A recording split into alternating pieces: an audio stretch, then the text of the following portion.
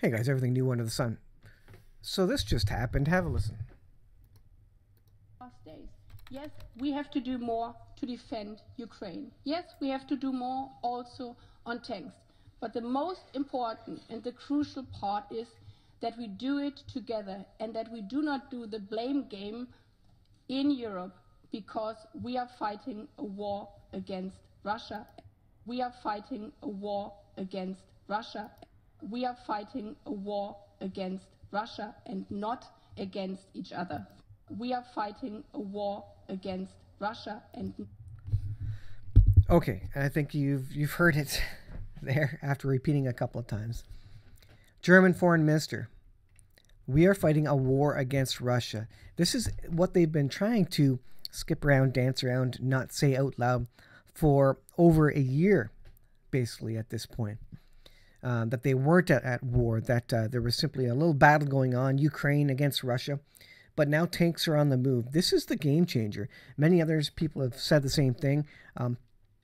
Along with the air defense systems, this is really a game changer.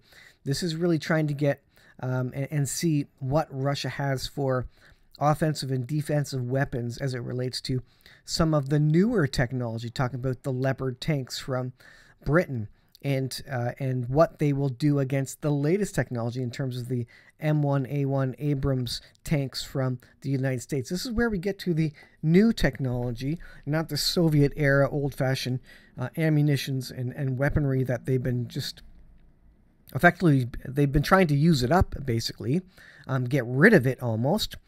Now they're moving up. Now they're at the high technology equipment. And the what's really going to be seen here is, again, how is Russia going to defend against it? They will have to reveal some of their technology coming up against some of our technology. It says, so Germany, this is a tweet, so Germany technically declared war on Russia. Just another Wednesday. This is a big deal, folks. And many other channels are saying it. BP Earthwatch, Canadian Prepper, they're bringing out that this is a big deal. And isn't it a coincidence that the doomsday clock moved 10 seconds to midnight? A nuclear annihilation possible in the near future. It's all a coincidence, of course. This is a zero hedge, not an offensive threat. Biden downplays U.S. tanks in Ukraine as Russia warns decision is extremely dangerous. Now, let me remind you that Russian generals have come out and said, look, we cannot defeat NATO with conventional weapons. They said we cannot defeat NATO with conventional weapons. They said the next escalation will be nuclear. And we're waiting for that next escalation. And that next escalation is the sending of advanced technologically advanced tanks into Ukraine. Instead of the Soviet era thing that Russians could deal with, could manage, could destroy fairly simply with conventional weapons and aircraft, we're moving to high technology now. Now it truly is a battle between first world countries, world leading militaries, and Britain has declared that they're at war with Russia. That means NATO is at war with Russia. Remember, regardless of whether Article 5 is declared or not of the NATO agreement, Germany has now declared. And that would basically mean that Article 5 is declared effectively, because once Germany's in, all of NATO is in. Today, I am announcing that the United States will be sending 31 Abrams tanks to Ukraine, the equivalent of 1 Ukrainian battalion. Today's announcement builds on the hard work and commitment from countries around the world, led by the United States, of course, always led by the U.S., to help Ukraine defend its sovereignty and territorial integrity. That's what it's about, he says, helping Ukraine defend their land. It's not about offensive threat to Russia. They continue to try and downplay the offensive threat that this poses. There is no offensive threat, although we've heard there's hearsay suggesting that the U.S. would really like to see Ukraine take back Crimea as a warning, as a pushback against Russia. He emphasized Germany's role in its own decision to send and authorize Leopard 2 tanks and thank German Chancellor Olaf Scholz. So there's a tank coalition formed. This is a tweet by Dmitry Kuleba. Tank coalition is formed, a coalition of the willing, if you'd like to say it that way. Remember Desert Storm? Wasn't that a coalition of the willing against the axis of evil? That's what it appears to be, and now we have a tank coalition. Everyone who doubted this could ever happen sees now. For Ukraine and partners, impossible is nothing. I call on all new partners that have Leopard 2 tanks in service to join the coalition and provide as many of them as possible. They are free now. Folks, doesn't this sound like World War II? Doesn't it sound like something that the lead up to World War II would be like if we had the internet and Twitter, during that time? Everything we're hearing and seeing looks exactly like, I believe, what you would hear and see in the lead up to World War I, World War II. Again, if similar modes of information were available. This is incredible. Now, a little update on the New York Stock Exchange. Remember, it went down. I suggested, you have to keep an open mind about this and maybe consider that there was maybe a cyber attack, maybe a little poking and prodding by Russia, who has all of NATO, in fact, the world against them. The Western world against them, certainly. Well, it was. Let's see. The root cause was determined to be a manual error, involving the exchange's disaster recovery configuration. Isn't that interesting? The whole NOTAM delivery in the United States, and then we found out later that it happened in Canada as well. Two completely different NOTAM aviation systems, apparently. Oh, a manual error by people on both sides on the same day.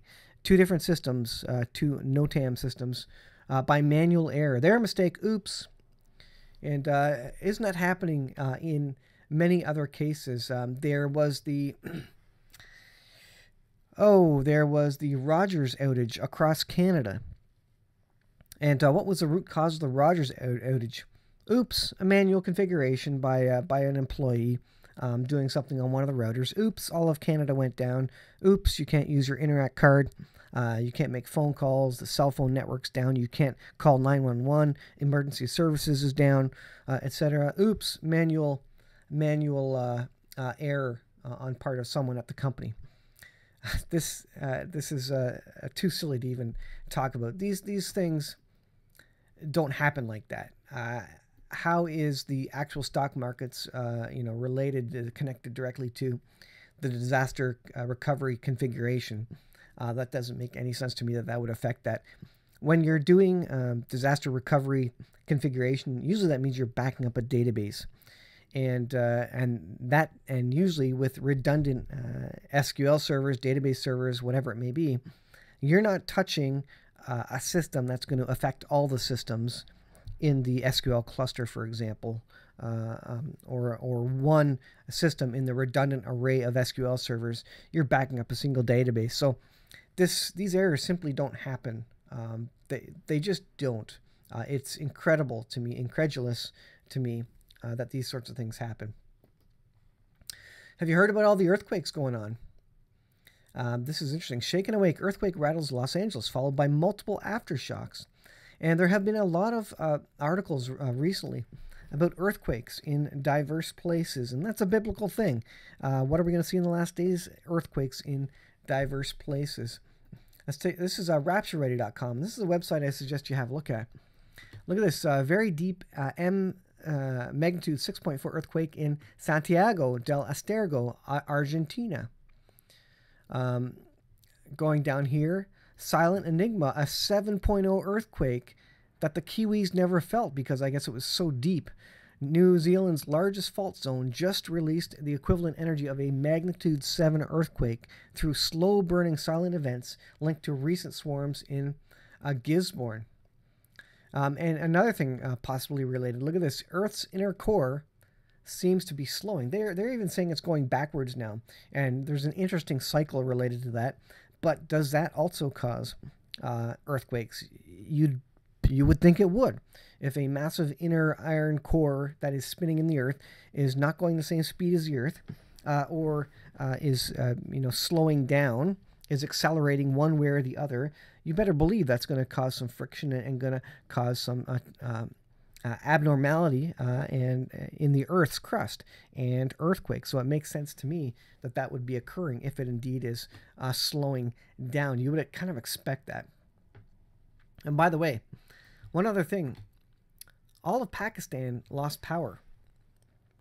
Pakistan begins restoring power after second major grid breakdown in months. Are you ready for a grid down situation, a grid failure? What happened in this one? Oh yeah, right. Oops, there was a manual problem on the system, and they couldn't boot up the power grid in the morning. They were doing something on it. I think I wonder if, let me just go to this one. Basically, they were working on it that night, and then they couldn't boot it up in the morning. Pakistan's government, let me go here. Pakistan's government began restoring power to millions of people on Monday after a breakdown in the grid triggered the worst electricity outage in months, after highlighted the weak infrastructure and heavily indebted nation. An inquiry was launched into the outage, which began around 7 a.m. local time and so far as lasted 12 hours during peak season, peak winter season. I'm not sure if this shows what the actual issue was, but basically it was down overnight, and in the morning they couldn't actually turn it back on, and it ended up being a mistake by personnel causing this. Yeah, they went back to the outage hit internet and mobile service providers. Do you have a way to communicate? Are you relying on your cell phone when the grid goes down? It's not going to work. Several companies and hospitals said they had switched to backup generators, but disruptions continued across the board. So it doesn't say what the reason was here. I don't think, but I did read it somewhere else. And again, it was oops, a little mistake was made, and they couldn't turn the grid back on in the morning when they had resolved the issue. So you need to be prepared, folks. And these weird mistakes, oops, a single operator misconfigured a file and brought the whole system down. Stuff's not adding up anymore, folks. So I will say this. You need to be prepared for what's coming. This whole tanks issue going to Ukraine, this really opens it up. And I don't think you can deny anymore. Just like this person said, the German minister, they're at war with Russia. We are at war with Russia. NATO is at war with Russia. Russia knows it. Russia's just holding out because so far it's still a bit of a proxy war, and Russia is kind of bombing Ukraine and doing what they can there. They have no interest in going nuclear, but they know they can't beat NATO with conventional weapons, like I mentioned earlier in the video. So when they do escalate it, when the tanks do get there and Russia starts falling back and losing the war, that means they're going to have to bring out nuclear weapons, and that's the trouble.